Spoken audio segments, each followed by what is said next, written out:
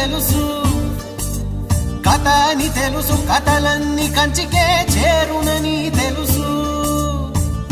తెలుసు తెర తొలుగుతుందని, తెలుసు తెల్లారుతుందని, తెలుసు ఈ కట్టె పుట్టుకుమంటదని, తెలుసు ఈ మట్టి మట్టిలో కలిసిపోతదని. ఇన్ని తెలిసి ఇరకాటంలో పడిపోతావు ఎందుకని? మాయ